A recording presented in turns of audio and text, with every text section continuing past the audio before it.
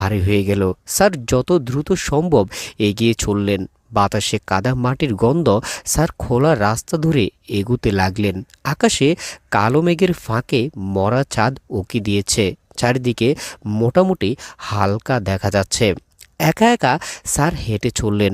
এমন সময় পেছনের পায়ের শব্দ পেলেন। বৃষ্টি হওয়ায় রাস্তায় পানি জমে আছে, তা থেকেই পায়ের শব্দ আসছে। স্যার পেছনে তাকালেন, কোথাও কিছু নেই। আবার হাঁটতে লাগলেন, আবার পেছনে সেই শব্দ। স্যার আবার পেছনে ফিরে তাকালেন। এবার দেখলেন একটা বড় কালো রঙের কুকুর দাঁড়িয়ে আছে স্যার থেকে 6 থেকে 7 হাত দূরে। চোখ দুটো সাদা। স্যার কিছুটা ভয় পেয়ে গেলেন। মনে মনে ভাবলেন, এত বড় কুকুর তো জীবনেও দেখিনি। স্যার আবার হেঁটে চললেন। পেছনে পায়ের শব্দ। স্যার বুঝতে পারলেন মারাত্মক একটা ভুল হয়ে গেছে। এত রাতে না বেরোলেই বোধহয় ভালো হতো। মনে মনে স্যার ভাবলেন, যদি একটা মানুষের দেখা পাওয়া যেত। ঠিক এমন সময় কেউ একজন স্যারের পিঠে হাত রাখলেন। চমকে গেলেন স্যার। পেছনে তাকিয়ে দেখে কিছু নেই, কুকুরটাও নেই। ফাঁকা রাস্তা, রাস্তার দুপাশে গাছগুলো যেন ভেঙে পড়ছে স্যারের মাথায়, অথচ আশেপাশে কোনো বাতাস ছিল না।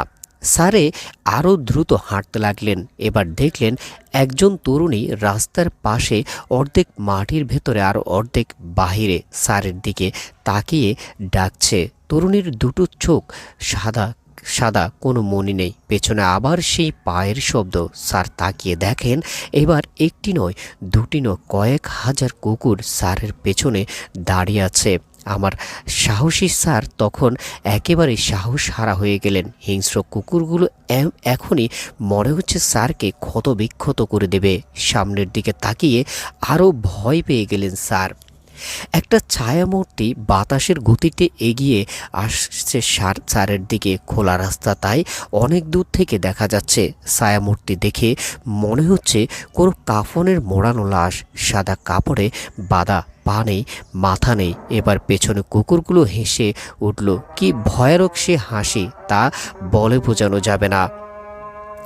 স্যার কী করবেন ভেবে পাচ্ছেন না, শুধু বুঝতে পারছেন প্রচণ্ড ভয় পাওয়ার কারণে তার হাত পা নাড়াতে পারছেন না। ছায়ামূর্তিটি ঝড়ের গতিতে এসে স্যারকে ধাক্কা মারে। কানে ভেসে আসে ভয়ানক হাসির শব্দ।